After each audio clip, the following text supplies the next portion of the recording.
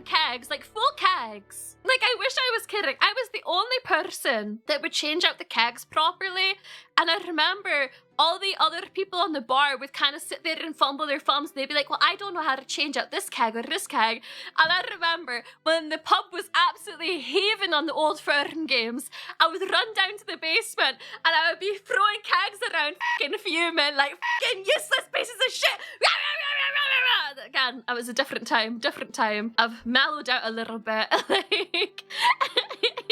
Like, I'd fucking throw around the empty kegs, haul the big kegs into place, tap them up, go back upstairs and be like, that's it, fucking done. Like, like, why are you making the 5 foot lass do it when you're a 6'2" bloke? Like, be serious. Not to make it a gender fucking issue, but you're sat there like, oh yeah, I was at the gym benching this. Like, go fucking lift a keg. Sorry. That was back when Bimmy lived in another nation as a burly 7 foot man. Fuck you, Jane. Fuck you.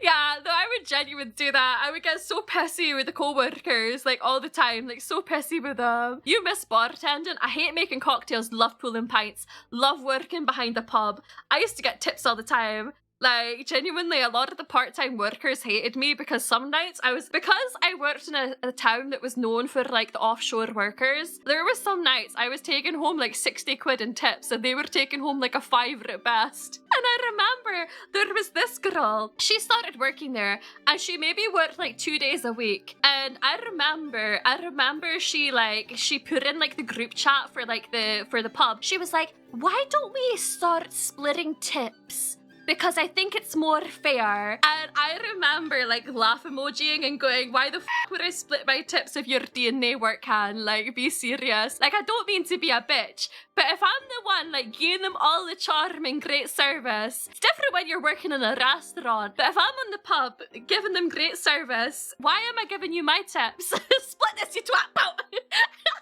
Just be a better tender. Well, her problem was she would sit on her phone behind the bar. She would, like, make faces at people. Whereas, you know, I didn't care if it was, like, older guys or anything. I was giving them, like, all the banter. I didn't give a hoop. I didn't care if they were older. Whereas she only, like, perked up if it was, like, the young, attractive guys. Whereas I was just, like, you know, I didn't give a hoop. If you've got the banter, you've got the banter.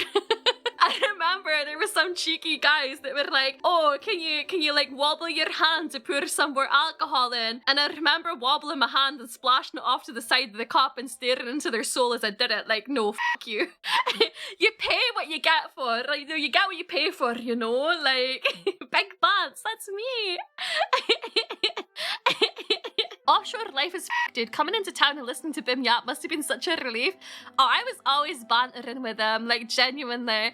I remember there was, like, this group of, like, offshore workers that would always come in. They refused to be served by anybody else. Like, genuinely, they would wait 5 minutes if it meant being served by me next. And I used to do, like, really stupid things. Like, when I was collecting, like, glasses and stuff, I would take a handful of ice cubes and I would put it down the back of their t-shirts and everything. Like, I would just do stupid things like that. Or I would put, like, cocktail umbrellas in their tenants and all those kinds of things. Like, I would just do stupid shit like that. Just because I could. Like, here's your tenants with a fucking big old cocktail umbrella. Like, I didn't take that seriously. Never took that seriously. One of the funniest blokes you ever met was an old Scot. We hated each other to begin with because we couldn't understand one another, but after a week together, we were inseparable. I feel like Aussie and Scottish humour is so similar, but I feel like if you get off to the wrong foot, of course you're going to be like, well, you're just a gimp, and then you're like, no, you're a gimp, and they're like, actually, we're both gimps. Sounds like you were a laugh. I am a whimsical little creature. I'm really quiet and socially awkward when I'm, like, first in a situation or meeting people. As soon as I've, like, warmed up to people, I'm genuinely, like, I'm genuinely a fucking hoot. I'm not even gonna lie. Because, like, I don't like being a sour-faced puss. I know not everybody's built that way, but I love being full of giggles and silliness. Yeah, the world needs soft people too. It's like, why I try not to, like, you know, begrudge people for, like, not being so outgoing. Am I giving myself a wedgie with my Garfield shorts? I am, never mind. So, Sorry. I thought it was my t-shirt under my arse. It was my Garfield shorts, which makes sense because I'm wearing them, you know? Garfield shorts, yeah! They say things like, just here for the snacks, and then lasagna, and food mood, and Garfield, and good food, good mood, and foodie. Yeah, I love them.